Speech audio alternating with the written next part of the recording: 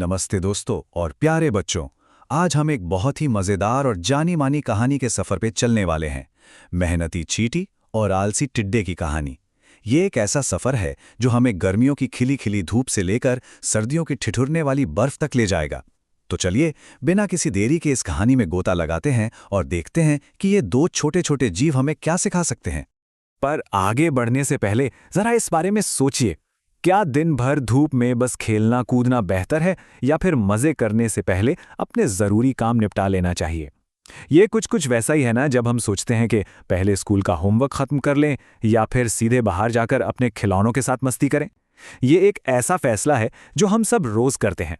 तो आइए देखते हैं कि इस छोटे से फैसले का आगे जाकर क्या असर होता है। हमारी इस कहानी की शुरुआत होती है गर्मियों के एक बहुत ही खूबसूरत और सुनहरे दिन से। मौसम इतना सुहाना था कि किसी का भी मन बस बाहर जाकर खेलने का ही करे। अब इसी सुहाने दिन में हमारे पास दो बिल्कुल अलग अलग नज़ारे थे। एक तरफ तो हमारा टिड्डा था जो एकदम आराम से धूप सेक रहा था, मस्ती में गाने गा रहा था और खेल रहा था। उसे तो बस आज के मज़े की ही पड़ी थी। वहीं दूसरी तरफ एक नन्ही सी चींटी थी। वो कड़ी मेहनत कर रही थी और पसीने से लथपथ होकर एक एक भोजन का दाना इकट्ठा कर रही थी। ये बिल्कुल वैसा ही है जैसे हम घर के छोटे मोटे काम निपटा रहे हों जबकि कोई और बस मजे से टीवी देख रहा हो। दिन एक ही था लेकिन दोनों के काम एकदम अलग। अब जाहिर सी बात है, जब टिड्डे ने चींटी को ऐसे पसीना बहाते देखा तो उसे रहा नहीं गया। कहानी में एक बड़ा मोड़ तब आता है जब टिड्डे ने उस बेचारी चींटी का मजाक उड़ाने का फैसला किया।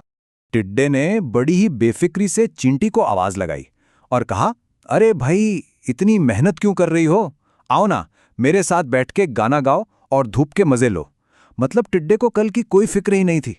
उसके लिए तो बस आज का दिन मजे करने के लिए था और आने वाले कल का क्या होगा ये उसने बिल्कुल नहीं सोचा था। लेकिन चींटी ने अपना काम नहीं रोका। उसने बहुत ही समझदारी और पक्के इरादे के साथ जवाब दिया, मैं सर्दियों के लिए खाना जमा कर रही हूं। तुम्हें भी यही करना चाहिए, वरना जब कड़ाके की ठंड पड़ेगी ना तो भूखे रह जाओगे। चींटी को अच्छे से पता था कि ये सुहावने दिन हमेशा नहीं रहने वाले।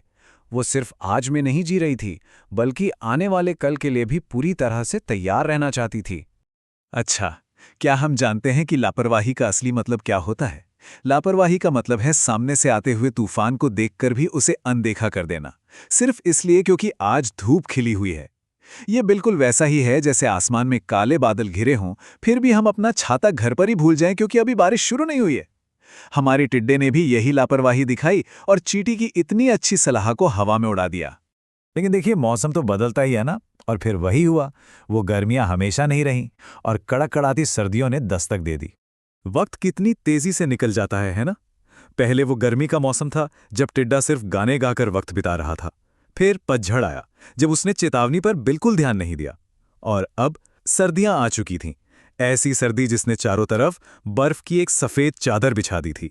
सब कुछ बर्फ से ढक चुका था। अब जरा सोचकर देखिए, जब चारों तरफ कड़ाके की ठंड थी और हर चीज बर्फ के नीचे दब चुकी थी, तो उस टिड्डे का क्या हुआ होगा? याद है ना, उसने गर्मियों में अपने लिए जरा सा भी खाना बचाकर नहीं रखा था। जब सारे स्वादिष्ट पत्ते और घास बर्फ के नीचे छुप गए तो अब क्या होगा? इसका अंजाम बहुत ही बुरा हुआ। टिड्डे का पेट एकदम खाली था और उसे खाने के लिए एक दाना तक नहीं मिला। वो भयंकर ठंड में भूख से कांपने लगा। उसकी सारी मस्ती और सारे गाने अब कहीं गायब हो चुके थे। हार मानकर उसे उसी चींटी के दरवाजे पर जाना पड़ा जिसका उसने कभी मजाक उड़ाया था, ताकि उसे थोड़ा सा खाना मिल सके। जब टिड्डा चींटी में पास पहुंचा तो चींटी ने उसे बहुत ही साफ शब्दों में कहा, अगर तुम गर्मियों में सिर्फ खेलते नहीं रहते तो आज ये नौबत बिल्कुल नहीं आती। चींटी की बात भले ही थोड़ी सख्त थी लेकिन एकदम सच थी। यह हमें साफ साफ दिखाता है कि हम आज जो भी करते हैं उसका सीधा असर हमारे कल पर पड़ता है। तो आखिर इस पूरी कहानी से हमें क्या सीखने को मिलता है? टिड्डे को अपनी गलती का एहसास तो हो गया था, लेकिन उसने बहुत ही मुश्किल तरीके से ये कीमती बात सीखी। इस कहानी का संदेश एकदम साफ है।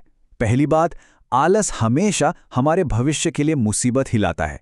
और दूसरी बात, अगर हम सही समय पर थोड़ी सी मेहनत कर लें तो हमारा आगे का जीवन बहुत सुखद हो जाता है। ये बिल्कुल वैसा ही है कि अगर हम खेलने के बाद अपने सारे खिलौने उनकी सही जगह पर रख दें तो बाद में कोई उनसे टकराकर गिरेगा नहीं। सही वक्त पर किया गया थोड़ा सा काम हमें बाद की बड़ी परेशानियों से बचा लेता है। तो अब हम इस कहानी के एकदम आखिर में आ गए हैं। इस सवाल को अपने साथ ज़रूर ले जाइएगा। अगली बार जब कोई ज़रूरी काम हमारे सामने होगा तो क्या हम उस आलसी टिड्डे की तरह व्यवहार करेंगे या फिर उस समझदार और मेहनती चींटी की तरह? क्या हम आज थोड़ी मेहनत करके अपना कल संवारेंगे? मुझे पूरा यकीन है कि हम सब उस नन्ही चींटी से ही प्रेरणा लेंगे। इस मज़ेदार सफ़र में हमारे साथ जुड़ने के लिए बहुत बहुत धन्यवाद।